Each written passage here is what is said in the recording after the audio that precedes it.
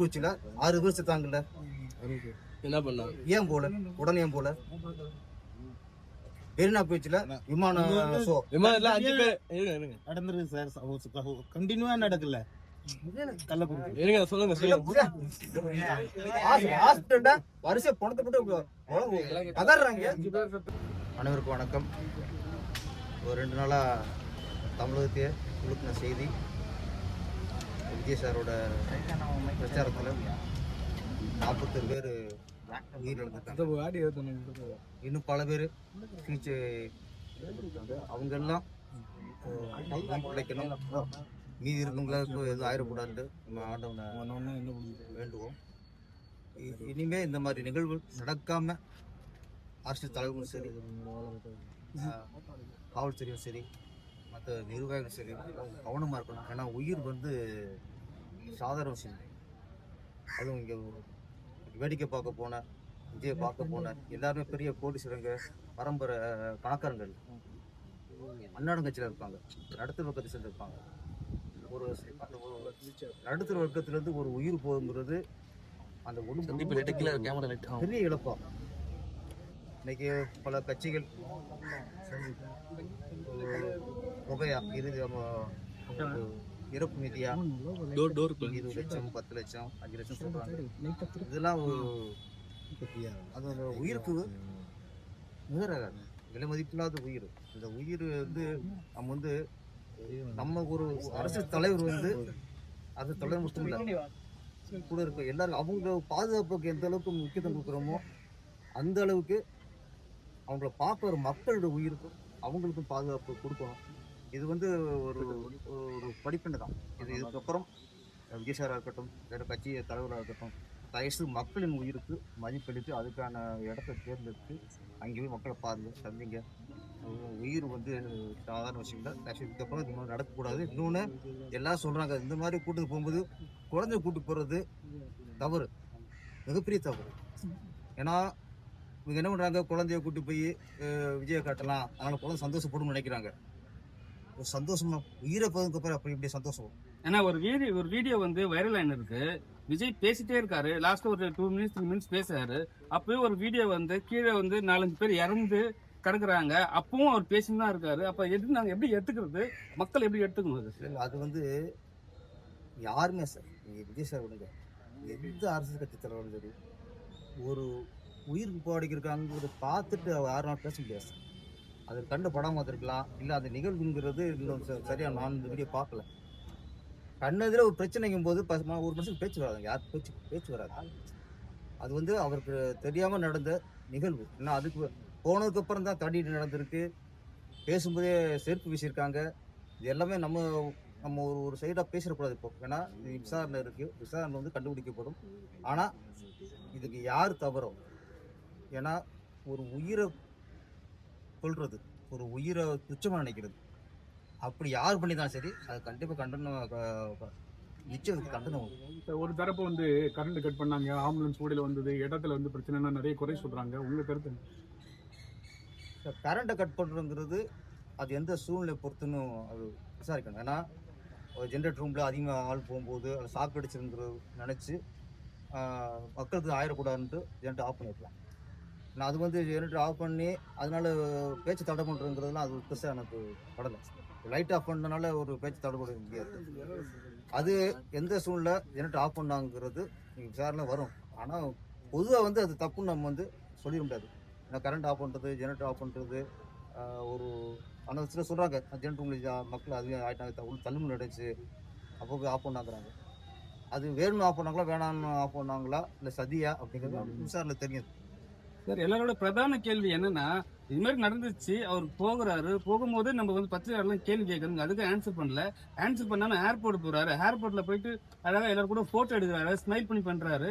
அதுக்கப்புறம் கூட ஒரு எந்த விதமான ஒருவேளை அங்கேயும் இருந்தா கூட பரவாயில்ல.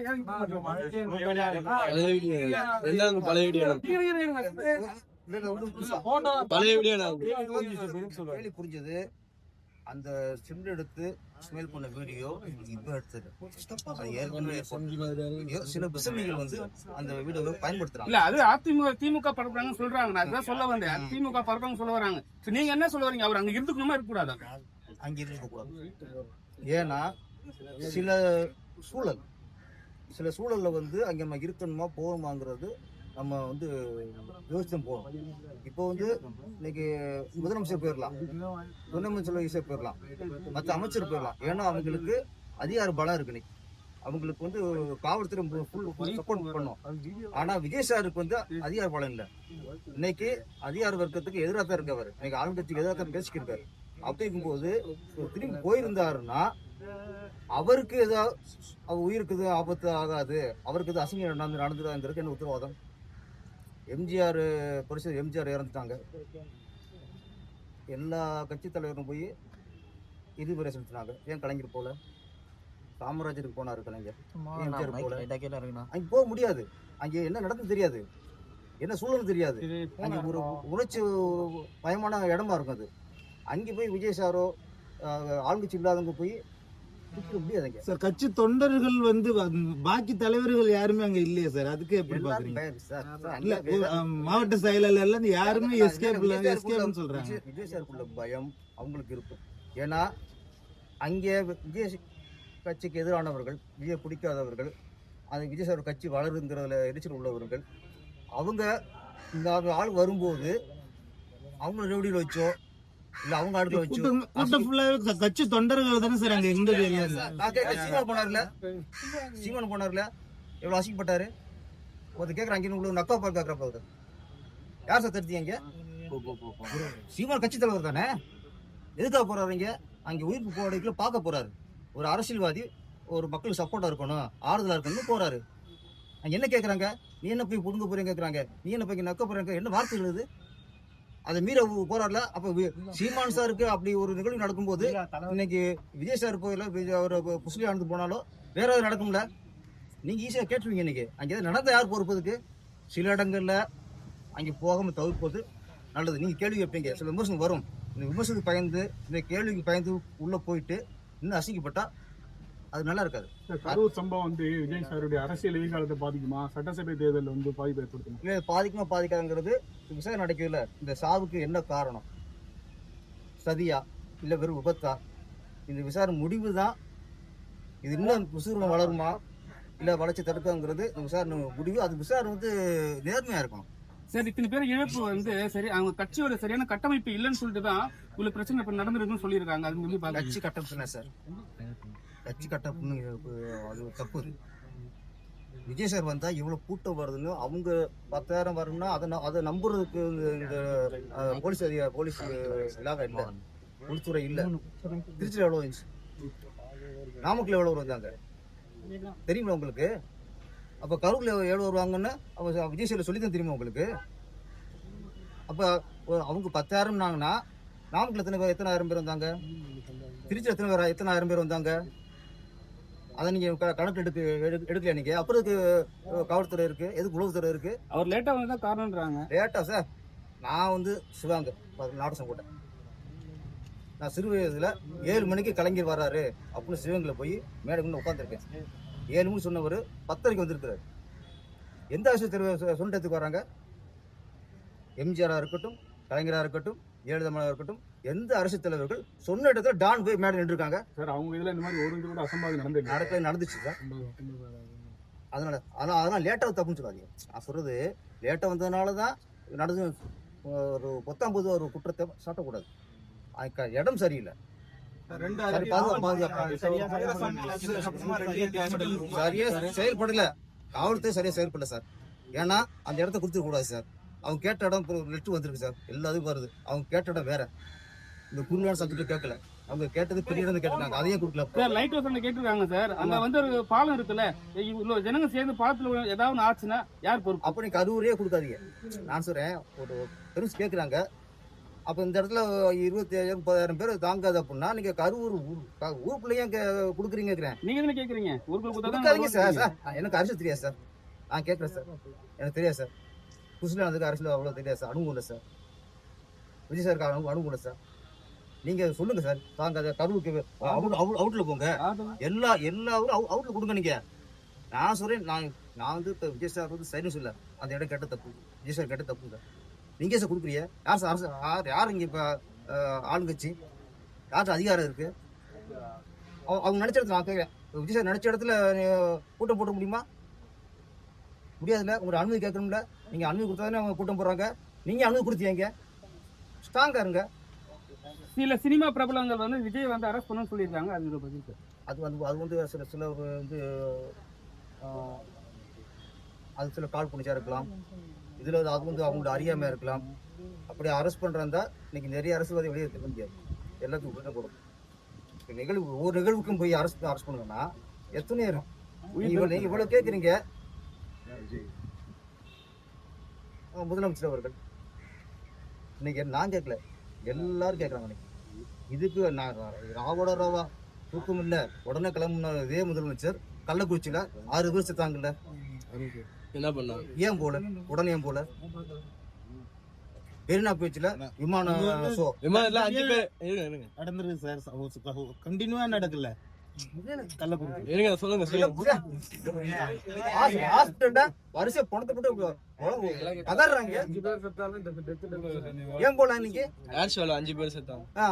அன்னைக்கு சென்னையில இருக்காரு முதல்வர், துணை முதல்வர் சென்னையில இருக்காரு. வேணும் சொல்ல 5 பேர் செத்தான்ல, நீங்க பாத்தீங்களா? எல்லாத்துக்கும் காரணம் திமுக தான் சொல்ல வரீங்களா நீங்க? இல்ல நீங்க நீங்க சொல்றது எல்லா உயிரும் ஒன்றா நினைக்கணும். எல்லா உயிரும் ஒன்றா நினைக்கணும். எல்லா சூழ்நிலையும் இருக்கிற உயிர் ஒன்றா நினைக்கணும். இன்னைக்கு துணை முதலமைச்சர் துபாய் போறாரு, போயிட்டாருல உடனே தீம் போறாரு. இதே கள்ளக்குறிச்சியில செத்தாங்கல்ல, அன்னைக்கு துணை முதல்வர் எங்க இருந்தாரு, இங்க இருந்தாரு, ஏன் போல? துபாய் போனது உடனே தீம் போற முடியுது.